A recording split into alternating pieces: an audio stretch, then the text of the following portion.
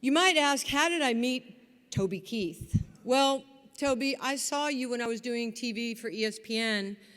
I saw you in the stands at an Oklahoma game, and I knew who you were, but I was shy, if you can believe that, to go over and say hello to you. And I knew you loved basketball. And then by happenstance, I'm doing a charity event for kids in Tempe, Arizona, and Tim Coggins, his best friend, one of his best friends, is there, and he says to me, "Do you play golf?" I said, "Yes, I do." He says, "Do you know who Toby Keith is?" I said, "Yes, I do." He said, "Would you like to play in Toby's golf tournament?" And I said, I would love to. He goes, "Well, he's not going to play in yours. Toby will give you a guitar, or Toby will sign something, but he can't reciprocate." And I said, "Okay, I'd love to do what I can do." So that's how I got to know Toby. And I think it's probably 8, 9 years, right, Trish, you guys? And to go to their house and to see how they've treated my son, TJ, and to allow me to waltz in my interns so they can say that they met Toby Keith and his family, and to know Drew, his son-in-law, and Crystal, his daughter, and his gorgeous, Trish, stand up. Come on, you rock it, right here. She is absolutely gorgeous, breathtaking, smart, humble, kind. It's just the way it is around that house. So here, we've had the opportunity to be at their house, to play football, to shoot baskets, to play golf. And the one thing I have, and I don't think I've ever told you this, but I did ask Crystal, I said, I was at your house one night, and we were, after we play, we, sit around and everybody just kind of congregates and has fun. Well, you left, and I'm kind of nosy, and so I went up to Tim Coggins. I said, "Where'd he go? Where's Toby?" And he goes, "Well, he just got on his motorcycle with Kurt, his manager." I'm like, "Where'd they go?" Like, I'm your keeper. And he said, "Well, it's a long story, but Toby does these amazing tours for our troops. I mean, he's like the real American hero. And he does these tours, and in April of 2009, he was trying to catch a helicopter, and he was running to the next base he was going to, and there was this sergeant, I believe his name was Robbie McKenna, and the young man went over to Toby and said something, and if I'm paraphrasing and it's wrong, he said something like, "Look, my family lives in, is it Purcell, Oklahoma, and it's not far from where Toby is in Norman. Is there any way you would give this to my mom, my family?" And he had something wrapped up, and I think when you got on the helicopter, there was a note, and in it was like 4 or 5 rubies that he had gotten for his mother. Well, this man comes back to the States, and it took a little bit of time. He doesn't put it in the mail. You know what he does that night that I'm talking about? He gets on his motorcycle with his manager, Kurt, and they motorcycle over to the McKenna family house. Can you imagine? "Who is it?" "Oh, it's Toby Keith." "I have something from your son." It's unbelievable that, I read that from what, so he goes, he does this, the sergeant calls while he's there at the house, they get a chance to talk. It's amazing. This young man went back for 2 more tours, and he ended up getting killed. But so you see somebody like Toby who's singing all these hits, and he's a hit maker and a songwriter, and he's just, you're amazing. You rock for your heart and your humbleness and the father you are and the husband you are. And I ate like a pig in Oklahoma at, I love this bar and grill. We went after a game. I was doing the TV regional finals, and Toby was at the game, and I think, Trish, you were there too. We went to his place. Just order what you want. I was like a hostage, okay? I had ribs all over me.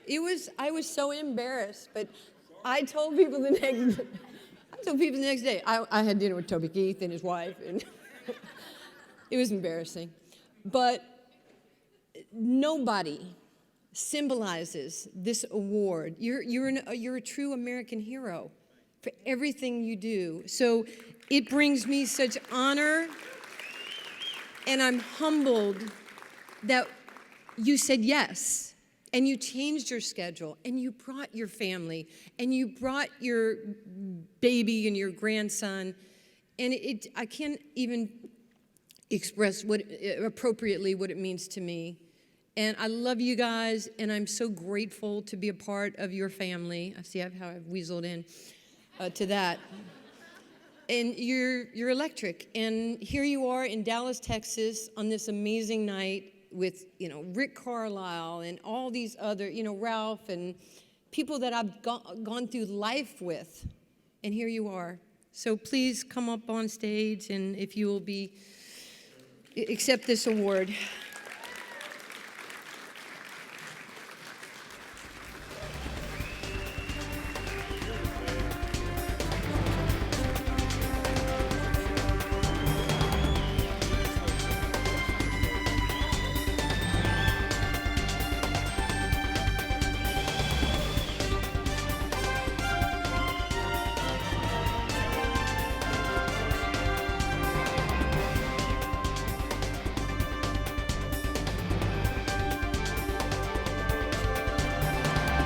All right. Well, I'm glad you didn't have no green beans tonight, because green beans suck. Thank you, Nancy. So, really, 8-9 years ago, my buddy calls me from Phoenix, and I got a big celebrity event in Oklahoma. Y'all ought to check it out. It's called the Oklahoma Kids Korral. Cancer kids and their families come in. It's like St. Jude's, Ronald McDonald House. We didn't have that in Oklahoma. My guitar player lost a 2-year-old, and when I called in all my favors at St. Jude's, they took the mother to St. Jude's in Memphis, and she came back and she said, even though we lost little Allie, it was phenomenal what St. Jude's did in Memphis. It is phenomenal. I said, well, what'll it take to build a facility like that? So I went to the Oklahoma City, and I went to the OU Medical Children's Center, and I got all the doctors together. I said, hey, if I go raise a bunch of money, what do we got to have here to house and take care, shuttle the kids back and forth? Because there's a lot of therapy when kids all look the same. So if you got a 4-year-old that's bald-headed, it works if another kid's bald-headed that's 4. But if you got to shuttle in back and forth and go back to your school, kind of gets crazy with kids. So there's some therapy just in that. So we got a chapel. We got Ritz-Carlton quality rooms. We got Disney World, indoor-outdoor playground. I said, I want to build a facility that not only I'm proud of, that everybody stays in this sucker's proud of. You know what I mean? And they said, well, I said, give me the room numbers. Is it 10? Is it 30? Is it 50? What is it? And they said it's 16. 16's been full. We started 11 years ago. So my buddy that I know, Tim Coggin, he goes, you know Nancy Lieberman? I go, not only do I know her, she's the only chick I know that played basketball. I'm sorry. But if you're a hillbilly singer, it's like, how many we got? Right? I can do Larry Bird and Michael Jordan and Lou Alcindor and the rest of them, Oscar Robertson, way back. But when you come, and she showed up, he goes, she wants to come. I said, bring her in. Now, my celebrity event is 2 tea times, and it's everybody that's everybody in the sports industry, singing industry, and believe it or not, Hollywood. But they show up in Norman, Oklahoma to rock my OK Kids Korral. Yeah. You want 16 rooms? I'll give you. How much is 16 rooms? And they said, well, it's $16 million. So we start into this trek. My buddy calls me, Tim, he goes, Nancy Lieberman wants to play. I said, she's in. No question. She showed up. She's been to my house 7 or 8 times.